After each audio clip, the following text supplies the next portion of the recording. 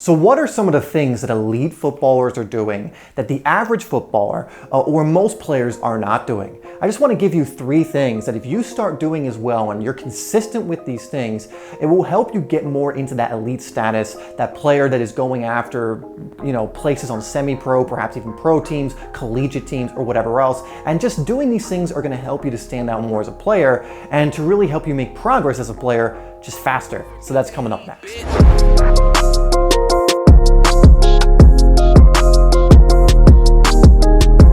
Hi there, my name is Dave and this is Simplysoccer if you're new to the channel, where I am releasing videos every single week to help you improve your game and stand out on the pitch. Speaking of standing out on the pitch, if you really want to also do that, make sure you download my free ebook, Game Changer. It's 33 ways to improve your game and stand out on the pitch. It is a 50+ page free ebook, so I highly recommend you get it. You can get it at my website at www.simplysoccer.academy. I'll link that in the description. Now, without further ado, let's get into some of the things that elite players do that most players don't really do, but they could be doing to improve their game. Let's get into it. So we're going in reverse order with number 3, and I've mentioned this before, but football is a lifestyle to them. It's not just a hobby. It's not just something they fit into their life. They really revolve their life around football. Now, you don't have to do this. It's just a choice, but it's a choice in my eyes that allows for more growth and allows for you to get closer to your goals in this sport. So it's not a necessity as in like you have to do this. Remember, being an elite player is a choice a lot of the time, right? It's a choice to put in the work to get there. Now, you don't choose it and automatically become it like that. But you can choose to be like, I want to be an elite player. I need to put in the work. I need to maintain the lifestyle of an elite player. What are they doing? Well, I can tell you they're training consistently and efficiently. They know how to train. They know how much to train. They're very on the ball with that kind of stuff.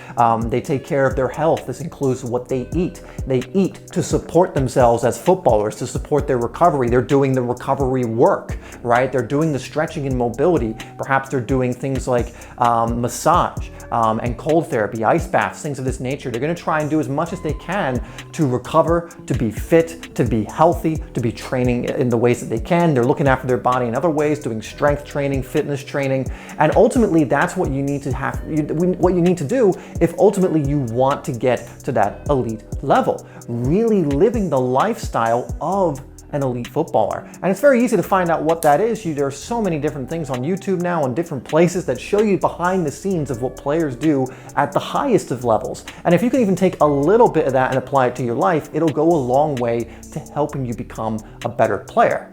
In fact, if that resonates with you and you want to be an elite player, put in the comments, I am living the lifestyle of an elite player. And then what I recommend you doing after this video is going out and finding out what that looks like particularly and how you can start applying it to your life. Now let's get into number 2.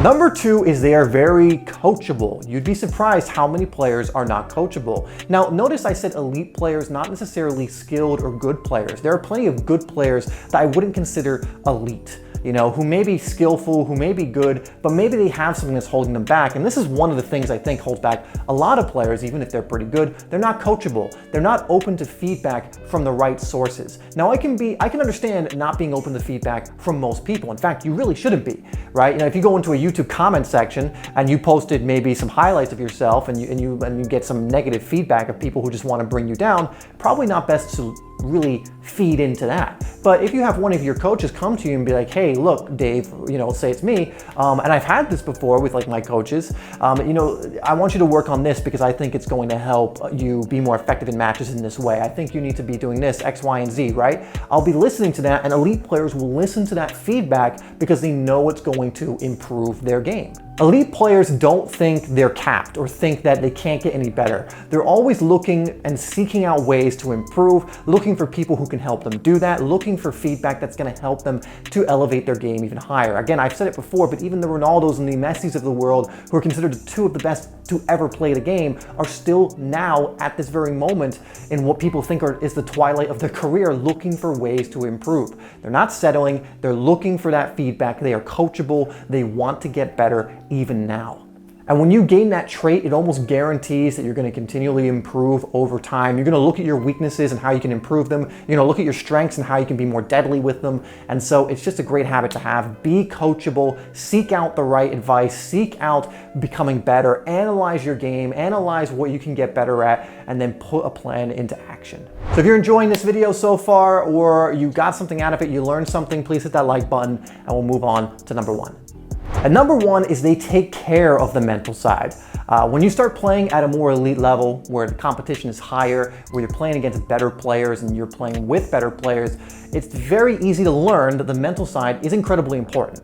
Because I'm sure you've noticed when players take themselves out of the game because their mental side is weak, or they've maybe had one good season but can't do that consistently, or whatever else it is. Elite players know that they also have to work on the mental side. There's working on their confidence and belief in their ability, which definitely comes from doing a lot of this other stuff, but it's also something you can work on as a separate thing, on their ability to bounce back from setbacks in game and also in their career.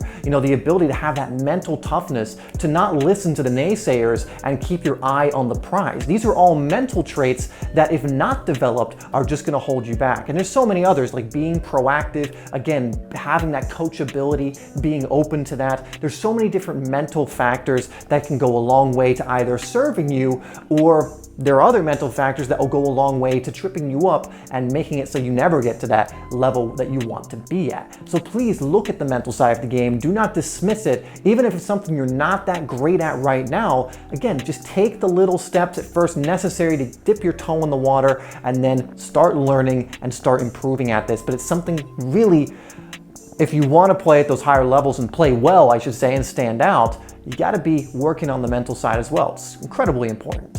All right, that's going to do it for this video. Those are 3 things that elite footballers are doing that a lot of players are not doing, and if they started doing them, they'd probably be able to get to that level too at some point. Now, if you want to know some of the common mistakes that players make in matches that you really need to eliminate from your game, I recommend watching that next here. Thank you so much for tuning into this one, and I'll see you in the next one.